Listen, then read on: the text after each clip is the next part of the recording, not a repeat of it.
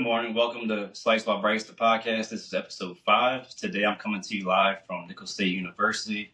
I'll graduate from Nicholls State University, as I was saying in the first episode. Back in 2016, I got a bachelor's of science in health science, allied health. While I was there, I made a lot of great friends, met a lot of great people, one of them being my guest today, Miss Melanie Boudreaux. Dr. Melanie Boudreaux, how are you doing today? I'm doing good. Thank you so much for having me. I'm excited to be here. For sure. So to start out, just give the audience a little background.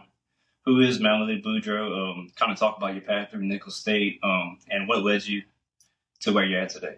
Okay, so I started at Nicholls when I was 17 years old. I actually graduated at 19 or 20. I was 20 when I graduated. So I came to Nicholls for my Bachelor's of Science in Human Resource Management. I started working in the oil field in HR. I came back for my master's here. I finished with the MBA.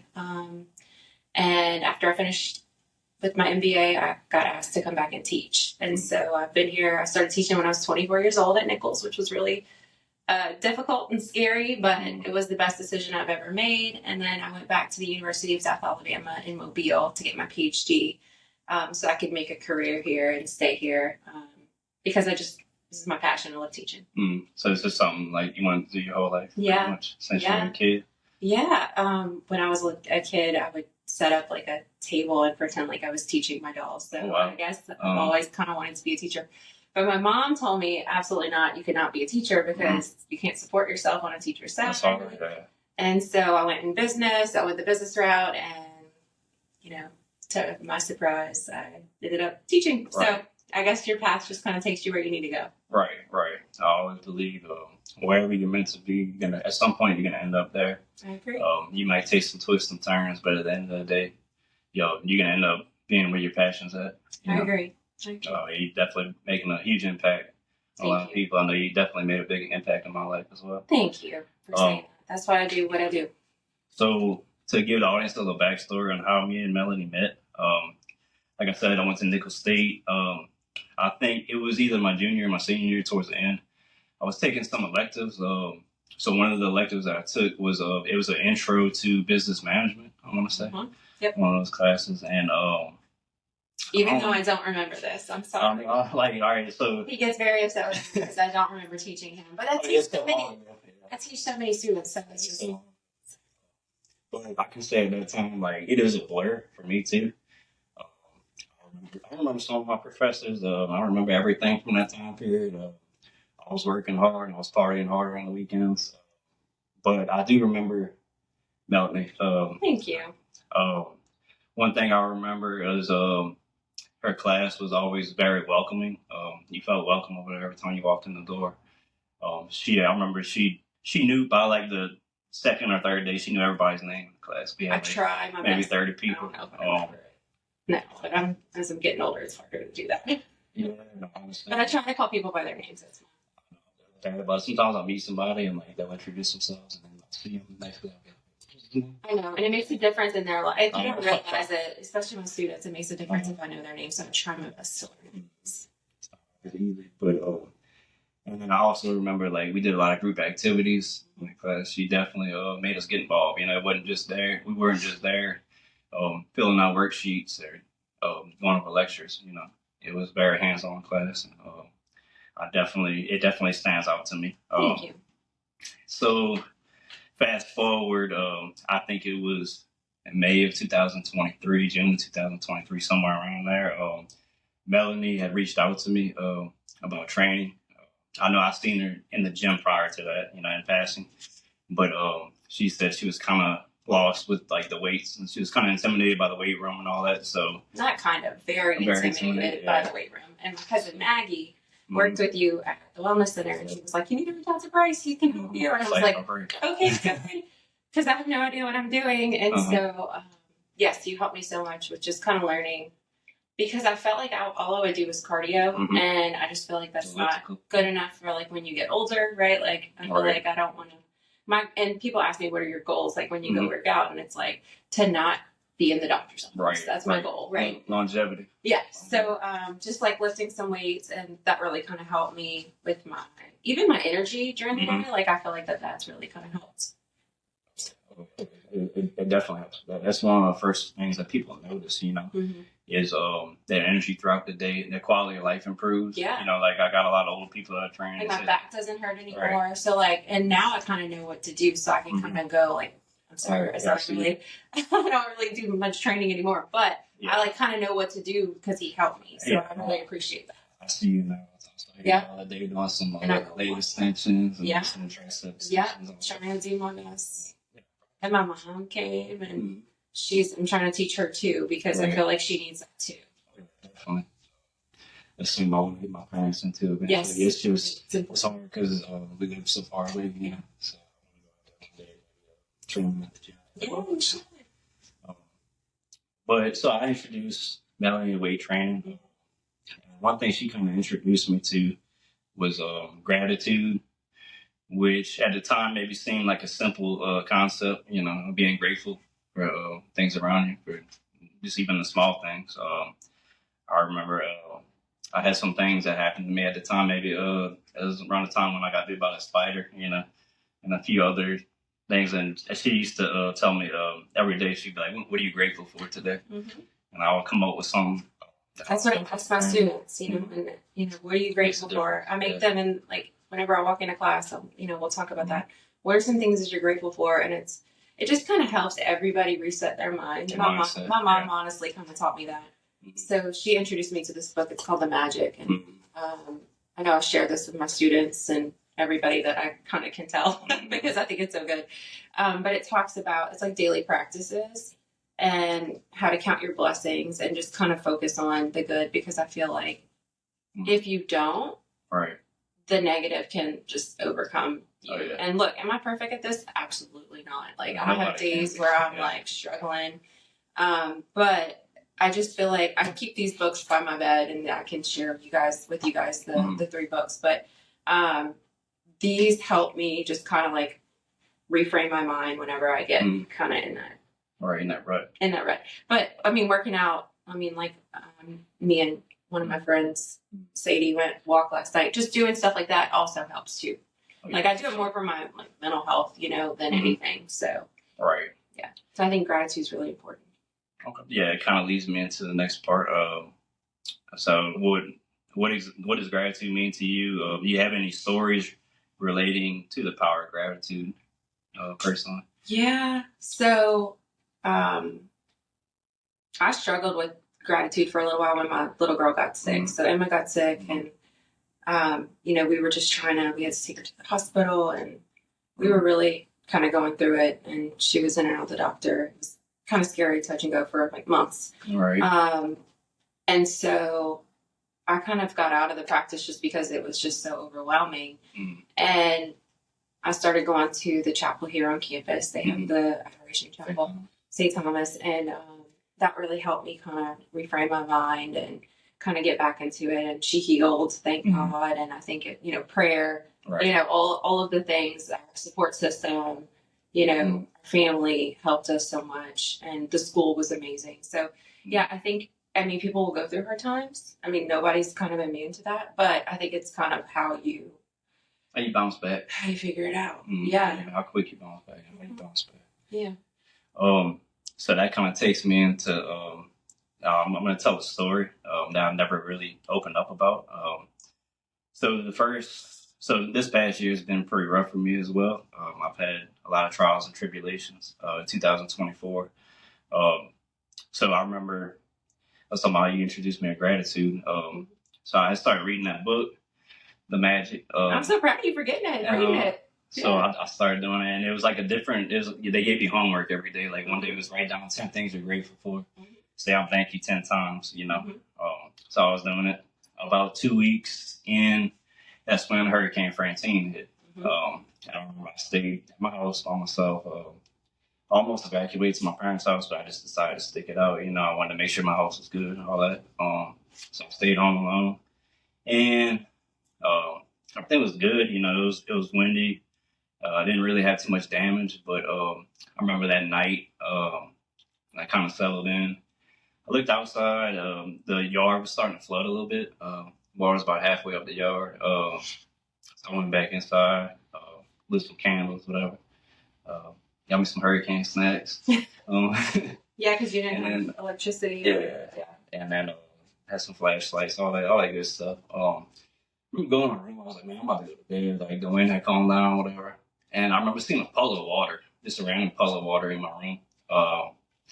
And I was like, is that a leak? So I started looking in the attic. So I didn't see any leaks. So then I went in one of my bathrooms, and there was like a lake of a whole pool of water. And that's when I realized what was going on. So I walked around the house, and I started seeing water seeping in from different walls in the house. And I tried to put some towels down and all that, but then I realized it was useless at this point. I looked outside, the water was all the way up to my doorsteps, all around the house. And I had talked to Melanie earlier. They asked, how they were doing, whatever. I texted her. I was like, man, my house is flooding. 5 minutes later, she calls me up. She's like, look, we're going to come help you out tomorrow. I was like, I really appreciate that, Yeah. And, so Benny, my husband, he's from Montague, and a lot of times they have a lot of floods down there. And so he knows what to do. But I was just like, we can't sit here and help you. Oh my gosh, And so, he went and helped Bryce, and it was, I'm so glad that we were there because your parents couldn't get to you. Right. That's all I said. Like, they live in Gramercy. All the roads are blocked off, at that time. They couldn't get to me till later in the day. I had other people come and help throughout the day. And I mean, I'm very grateful for that. I would have been lost without. I have to tell them that. I'm going to make him watch this podcast. Sure. Yeah, I would have been lost for sure. Yeah. So that happened, And then 2 days later, my dad came down. They prior as well. So we finished up and gathered up all my clothes, some of my belongings. I was like, I'm going to go stay tonight at my parents' house. At the time, it's still kind of dark outside, and this was at nighttime. I should have known better, but did it anyway. So I ventured out, headed to my parents' house. So I had to take a detour through Assumption Parish instead of going through Bass Street like I normally would. Because of the roads, Because of the roads, yeah. And I get to this dark area. Had a stop sign that was down. Didn't realize it was down, and totaled my Camaro. And I could tell you that car was very sentimental to me because that was after I graduated. I got it in 2016, right after I graduated college. I've been saving up money, and that was like my first big boy purchase. So it meant that vehicle meant a lot to me. I had a lot of memories in it. So just seeing that happen, it really did something to me. The next day, my parents came to get me, took me back to their house. I remember that car ride home. I just felt devastated. Yeah, because then you lost your house and then you lost your car. Yeah, so 2 in 1, 2 days. I felt devastated. I felt broken. Got back to the house the next day. I had work Mondays, was like Saturday or Sunday. I think it was Saturday morning. I had to hurry up and find a rental. So I couldn't find the closest thing I could find, and it was in Prairieville. They only had one vehicle left, and it was like one of those big lifted up pickup trucks. I wasn't used to driving that, but I had no choice because that's all they had. The storm, everything. They didn't have rental cars. Right, but it just so happened they had that one vehicle left, so I got it. My dad took me. You lucky you have that? Oh yeah, very lucky. My dad took me to Prairieville, picked it up, brought it back. I ended up it was like Monday, Tuesday. I had to go pick up all my belongings out of my car from the tow shop. So I remember going over there, and whenever I was leaving, seeing my car crushed and mangled, it broke me down. And so the whole way back to Tilda, I was feeling some type of way. But I made it back. I ended up getting a truck a few weeks later. Life was slowly getting back to normal. But I just wasn't the same. I wasn't the same person before as that. And then things that had happened to me in the past, all this pain just kind of resurfaced. So I would say between like November and the beginning of January, I started spiraling into like a depression. So I started Like during the week, I wasn't sleeping much. I wasn't taking proper care of myself like I normally would. On the weekends, I started drinking heavily, partying. Sometimes I would drink myself to sleep, just to cope. And then it came. Cry. That's so sad. And then it came. I had a turning point eventually. I think it was like early in January. Me and some friends that went out to New Orleans. We had a hotel. Next morning, waking up, they had probably 20 or 30 empty beer bottles of liquor. And just like a movie scene, you can imagine the rest. So I remember going in the bathroom, and I just splashed some water on my face. And I remember looking in my eyes, and I could see a man that was losing his way, a man that was broken. Deep down inside, he had a lot of pain. I also saw the younger version of myself, with all the ambition, big dreams. And I remember saying to myself, I was like, Bryce, you deserve better. You deserve a lot better. But you got to step up, and you got to be a man. And you got to start acting like the man that you really are. And then something just lit inside of me. That fire lit inside of me. And I can say I never really looked back till now. I do believe sometimes God puts you through a lot. He brings you to your breaking point to take you to the next level. And that's kind of what I realized right there is it was time to level up. It was time to improve myself as a person, because doing the things I was doing, it was just putting a Band-Aid on all these cuts, trying to fill that void, but not in a healthy way, And I realized my potential as a person, how great I had the potential to be. There were a lot of people that look up to me, and I wasn't setting a good example at that time, to these people. And I wasn't, living up to my expectations that I had for myself as a child. And then from that point on, I started developing more healthy habits. So one thing I focus on is 3 daily wins. So you need a physical win, spiritual win, mental win. So physical win, of course, go into the gym, which is something I always did, but I just hit it a little harder, I started running recently, doing more cardio. I think that's important. It's something that I kind of put on the back burner for a while. You need a mental win. So a mental win, I started reading some different books. I started getting back into the gratitude practices, the magic. I think that's made a big difference. I also started playing the guitar recently, so I'm working on learning some different chords. Eventually, I'll learn how to play a song. Spiritual win. So, you got to make God part of your life. Started reading the Bible more, started praying. And you could say the gratitude practices would be a spiritual win too. Yeah, it's all connected. And if you would have told me 3 years ago that I would be doing a podcast right now, I would have looked at you crazy. Public speaking has never been my strong suit. It's never been something I enjoy doing. I kind of would avoid it. But here we are. Yeah, you're doing good. I'm proud of you. So Melanie, what's the goals you have for this year, for 2025? Where do you see yourself in 10 years? So for this year, my goals would be kind of along the lines of like what you were saying, just never stop learning and growing. And I think that that's really important with everybody. Again, I like the 3 things that you were talking about, the 3 wins. Yeah. But I guess my thing is personal growth in my faith, my family, and just my career. So I just think that just never stop learning and growing would be my goals for 2025. And to just stay as healthy as I can, and eat good food and try to cut out like sugar and all that kind of stuff. Right, all the snacks. Yeah. And then where do I see myself in 10 years, you had said?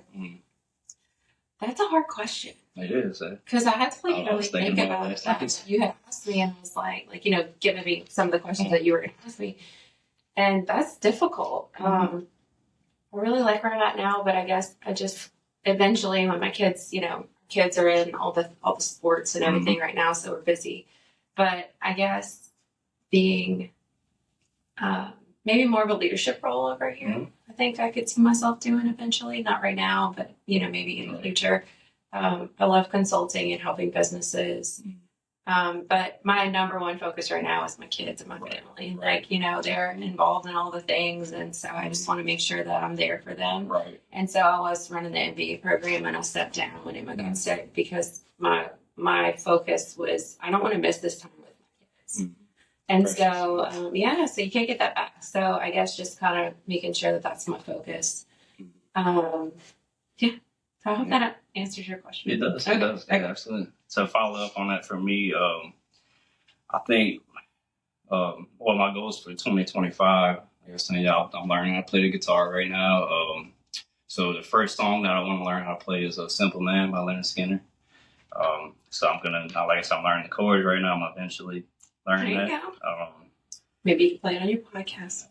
That's the plan. Might take a little while, but eventually. I guess, other than that, just expanding on what I've been doing, just like this podcast. Yeah. Just keeping consistent, and keep making new episodes and reach as many people as I can. At the end of the day, I'm doing this because it's not because of money or anything like that. I'm just trying to make a positive impact in people's lives. I'm trying to network, expand my horizon. Another thing is personal training. In February, I set a new record at the Wellness Center, the 130 sessions in the month of February. And that's an all-time record at the Wellness Center. The old one was 118. So that's definitely taken off. And honestly, our whole team's strong right now. And since I've been there, this is the strongest team we've had. We set a record as a staff with 372 sessions for a month. And that's incredible. You've got a good group. It's a good environment. It's such a nice place. Yeah. Because I've been to a lot of other gyms, and I can tell you the environment of the Wellness Center is way different. It's uplifting. Positive, it's uplifting. Yeah. It's beautiful. Right. They did a good job with that. For sure. Where you see yourself in 10 years, hopefully living on a beach somewhere. But, my main thing, I have a passion in fitness. I definitely want to be involved in fitness. I see myself, like you were saying earlier, transferring to more like a mentor for a lot of new trainers and just like consulting people and sharing your knowledge. Sharing my knowledge. Managing, which I'm already kind of doing. But like my goal for 2025, I just want to positively impact as many people's lives as I can. I love that. At the end of the day. That's my main goal in life. I think that's my call. Yeah. For sure. It's a lot of people's call. Oh, yeah. And you just got to figure out where your skills are and what you're good at and where's your calling and then, run with it. For sure. And that's what you're doing with this. So I'm proud of you. You too. I'm proud of you. Try. So what's the one hobby that you're passionate about? Pick one. So outside of my kids and my job, I like to paint, which kind of became a thing during COVID, and I had never taken a painting class at all, and it kind of turned into like a thing, and so I really like to paint. It's just a good outlet for me. And I love beach volleyball. That's like one of my things that we do on Tuesday nights. It's so fun. But those two things are kind of like, outside of my kids and all that. Oh, and I like to shop. Nothing wrong with that. I like to shop. Enjoy. I got a bad habit. Trying to get better at spending money, setting a budget, but yeah. Well, my bad habit is Amazon. I go on Amazon and start buying random stuff, and it's so easy, Yeah, it's just hit it's just and then you're like, got it. Amazon Prime. But he's like, what's in the box? It's delivered to your house. I'm like, I don't know.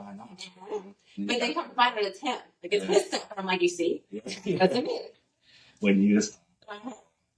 So for me, I would say I like eating and I like cooking. trainer, I shouldn't say I like eating, but and everything, it's all about moderation. I do enjoy cooking, as Melanie can tell you. She's meal preps. He does meal preps, and so we bought meal preps and stuff, and it's really good and easy, especially for work. Like convenient. Yeah, when I'm here all day, it's just easy to just like heat it up. So yeah, and it's very good food. So you should check that out. And then I recently, I've done gardens in the past, but I got into gardening. So I built a little box garden. Me, my dad, and my roommate Eli. Built a little box garden in the backyard. Nice. Say little, it's actually pretty decent size. But you can use that for your food. Exactly. For your meal. Mm-hmm. I've done smaller gardens in the past. Nice. So I can kind of expand. I do a little spring garden, some tomatoes, peppers, cucumbers, zucchini, squash, eggplant, maybe some basil too. Probably a few other things as well. Playing guitar. Yeah, that recently. Of course, the podcast. Yep. I know you maybe like music as well. I do. On the way for a machine, the other day jamming out. Oh gosh. I'm in my own world. So look, if you had to Did you really? Yeah. What was it? I can't talk to you. Yeah, you had your head bang. Sorry. So if you had to make a playlist, you can pick 3 artists, 3 bands. Okay. With these. So definitely Matchbox 20 because that's like my favorite band of all times. And then I met them for my 30th birthday. So I met Rob Thomas, and it's kind of like my claim to fame. All right. I love Nelly. That's so fun. Just kind of get you moving and up and going. And then also, I know this is like kind of random, but like 90s country, like old country. Oh, yeah. And like most people are at the gym like with angry angry music yelling in their heads, and I'm just like chill vibes, which I can't sing. Makes you feel like you laid up on the beach. I feel like I'm living my best life. Yeah. Yeah. So for me, I like when it comes to music, like I can go from one extreme. I feel like if I wouldn't rage, I could go from gangster rap to country like that. Yeah. Oh yes, obviously. But I feel like if I wouldn't have became a trainer, I would have ended up being a DJ. Oh, okay. So like I always say, there you go. So you should start making playlists. Yeah. So I'll go with my top 3. So one, I like early 2000s rap, late 90s rap. So one of my favorite groups from that time was Big Timers from New Orleans. Okay. Manny Fresh and Birdman. So I like this. I mean, I'm sure I've heard them, but like I don't. I like listening to a little Divorced Dad rock too. So like some Nickelback, some Creeds. That's like a genre? Divorced Dad. Yeah. Okay. Did not know. I'll put Drake on that list as well. Okay. It's a very diverse list. Yeah. So Melanie, you have anything else that you want to go over? Just one more thing. I just think, if I could share just one thing that I would want people to take away, and it would be, give people grace. Because like you never know like what people are going through. Like probably a bunch of people didn't know like what you had going on. Right, because I always have a smile on my face. They had no idea. But like I teach all these students, and I try to remember. And JT, who's like our athletic director, he says this in his meetings. He's like, give people grace, and give yourself grace. Right. So that's something that I think. If we remember anything, is just to try to remember that every day. It's just to give people grace, just because you never know what people are going through, what they've been through, a lot of people do and what they've been through. They don't talk about it, and so that would be my message. No, I agree with that. Absolutely. So I appreciate you coming on. Yeah, thanks for having me. You're doing a lot of great things. You're a great mother, great teacher. You're a good example to a lot of people. Thank you. A lot of people respect you. I appreciate you today. Thank you for having me. All right, thank you. All right, see y'all next time.